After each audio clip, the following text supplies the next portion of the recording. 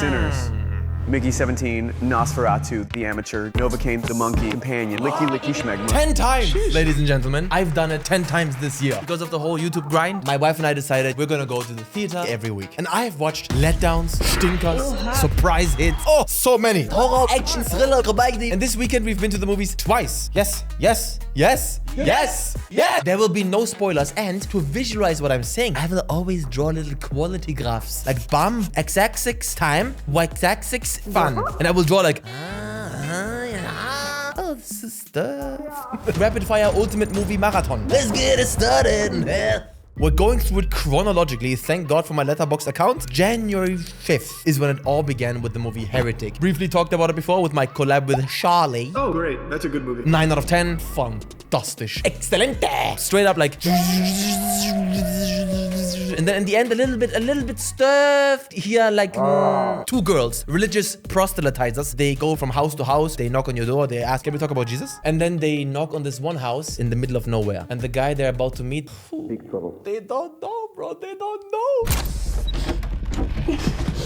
And let me tell you, if you like a horror pussy clot, don't be scared. You can watch it. It's not horror like you think it is. It's no gore. It's not jump scare based. You can do it because it talks about religion. And no, not in a symbolic way. Like this whole movie is an allegory, a metaphor on religion. No, it unapologetically, directly talks about it. I haven't seen that in a movie before. Might be a bit offensive to some people though, if your religious attitude is very...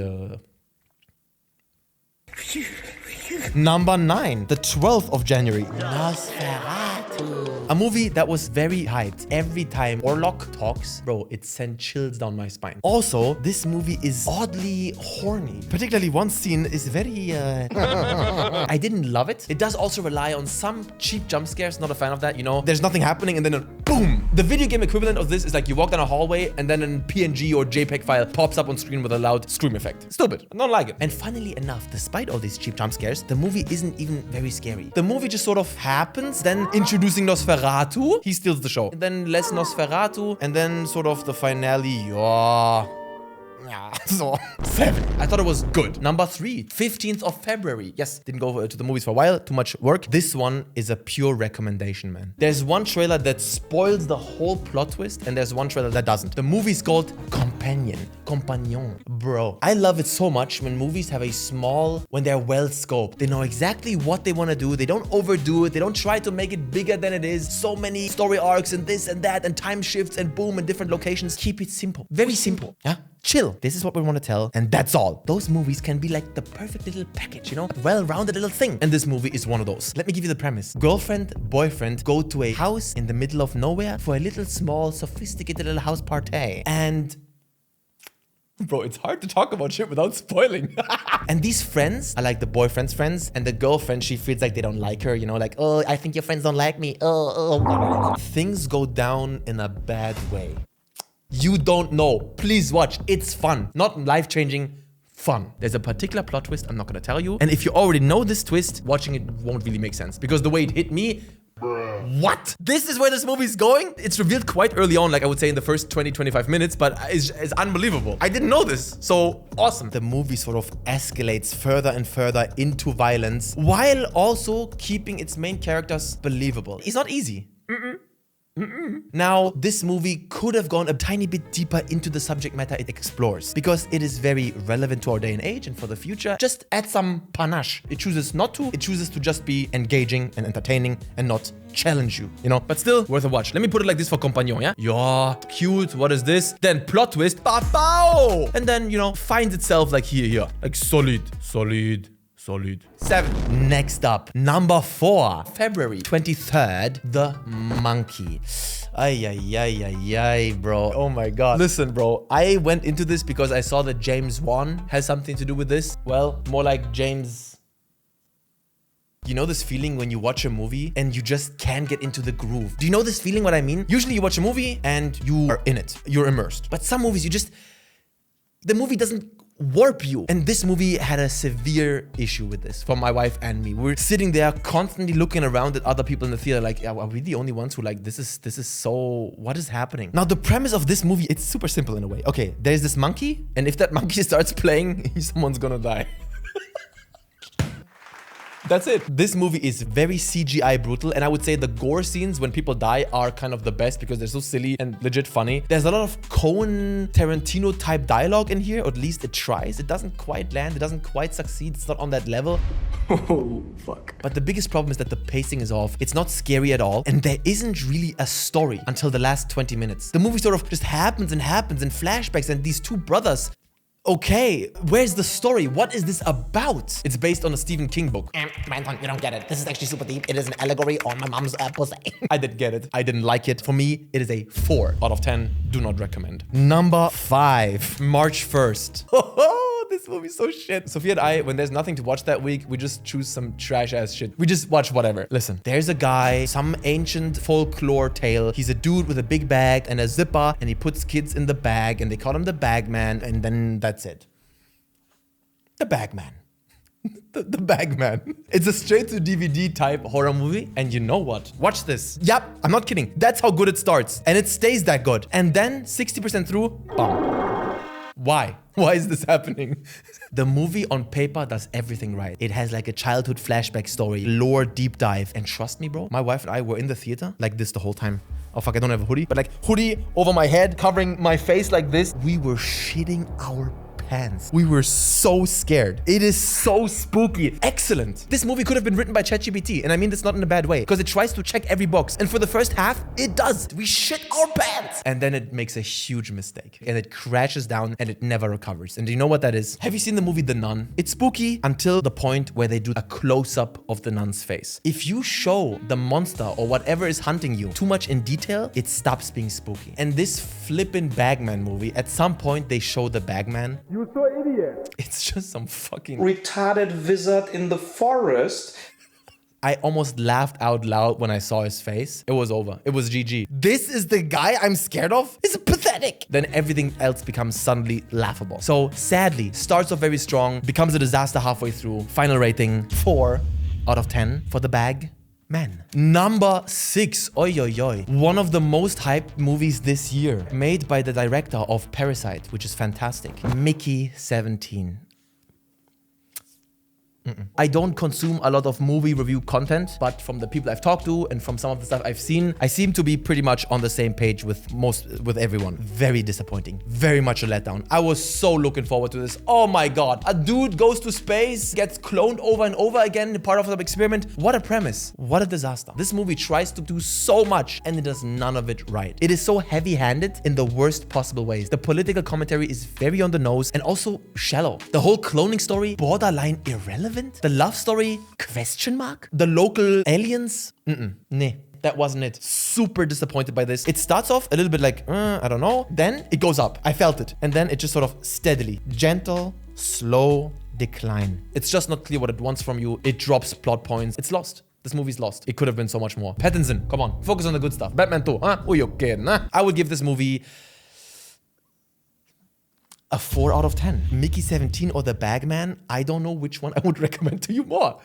Number 7. Oh, yes! Another surprise hit. This movie is called Novocaine. Novocaine. I don't know what that is. It's a drug, I think. They renamed this movie for German audience into Mr. No Pain. Funny that they would translate a movie for German audiences into a different English title. It's weird, right? Why would it not be Herr Kein Schmerz? Kein Schmerz. Bro. Premise. There's a dude who suffers from a condition called SIPA, people who don't feel no pain. Like Phantom Muchentuchen and the Zohan. No pain. He's sort of a nerdy guy, simple life, a bit of a gamer, no? And he worked at a bank and he falls in love with a girl who also worked at his bank. Then one day, bam, bank robbery. Wow. The bank robbers kidnap her, take her away. He decides, I have to save her.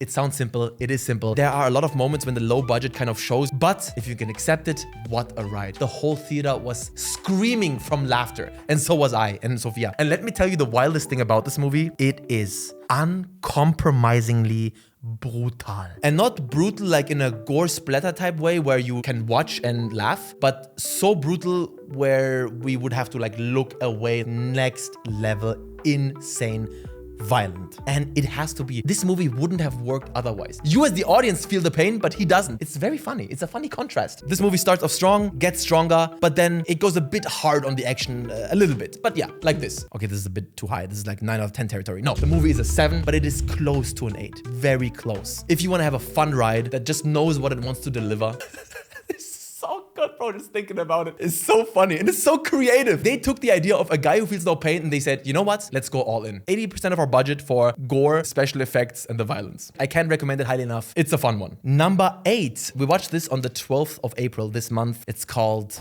The Amateur. A dude who works for the CIA, bit of a hacker guy, nerd, programmer, developer, HTML. You get it. His girlfriend gets executed.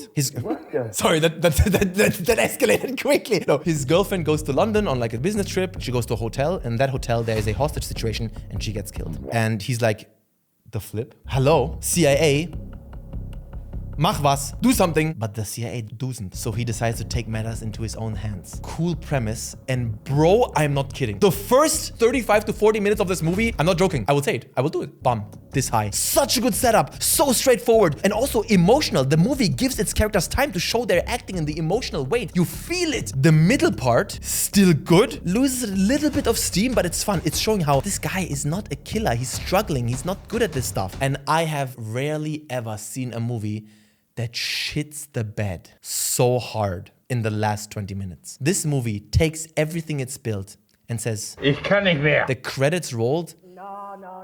My jaw dropped. I looked at my wife and we were like, no. No, they didn't. And not just the ending, it's like the whole last 20 minutes. The whole climax finale. How can you do this? How can you completely throw away all the things you've built up? It actually feels like it's an alternative ending. Maybe they had another ending planned and then the studio or the producer said, we cannot do this. And they had to reshoot. It is laughable. Character development fucked. A couple of very cool arcs that it builds over the course of the movie. Resolved within like 2 seconds. The final showdown.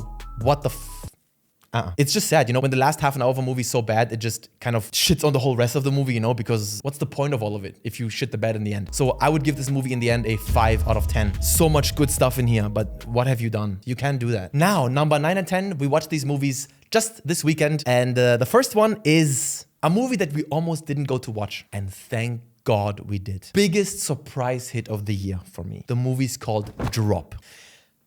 This movie is almost perfect. There are a couple of things in the end where I'm like, I would have written that a bit differently, but amazing. Woman, mid-30s, is a mother, single.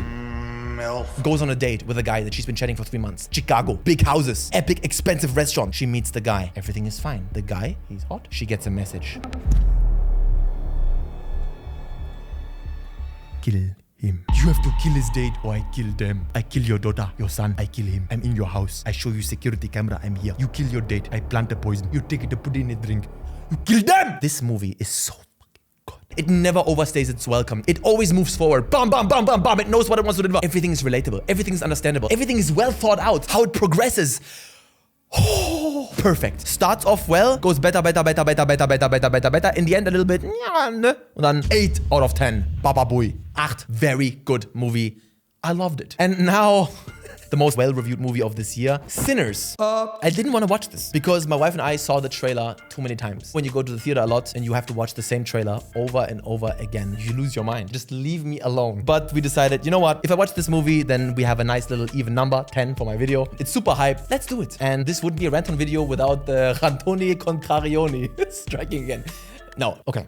Listen. There are 2 or 3 musical numbers in this movie that are insane. Goosebumps level good. No, I wouldn't call this a musical, but everyone was bouncing. You feel it, man. Rodonkulous. And I gotta be honest, in the trailers, they make it clear there's gonna be some type of crazy shit gonna happen in a barn. And the whole first hour is setting up that stuff. Maybe it's even longer than an hour. And if I hadn't seen the trailer, I would have been way more bored because just really nothing happens in the first hour. But then, when it finally starts, is when I started to feel the movie. I'm like, oh, okay, now we're talking. Musical numbers, epic. The vampires, very cool, but then something happens that I cannot spoil and it just fizzles out. There are several character arcs that are completely forgotten, dropped, just gone. Some cheap-ass character deaths that make no sense. Also, the action itself, quite generic and not special. And I understand the movie is very heavy on the symbolism. I know what it's going for, and I think it kind of gets crushed by that weight. The meta level of a movie can be good, but I only respect that if the ground level can keep up. How do you know what I mean? Imagine like an album where you know the backstory of this album. It's like, he wrote this album when he was on the moon. Both his parents died and he went through so much and blah, blah, blah. And it's so deep and he meant this and this and this. I only will care about all this meta level behind the scenes stuff if if the music itself is good. If the songs sound like ass, I don't care about any of this behind the scenes meta level shit. And with this movie, it's the same. You can have that cool meaning behind it, but if the action isn't good, if you drop these character arcs, there's some really ridiculous, stupid shit in the end that I really thought, what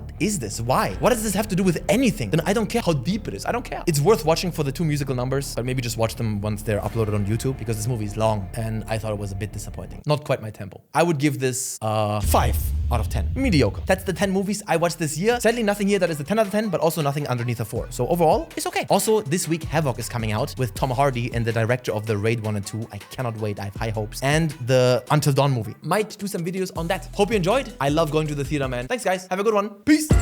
And speaking of my collab with Critical, I presented to him my favorite horror movies to test his movie knowledge. Did he pass? Well, check it out.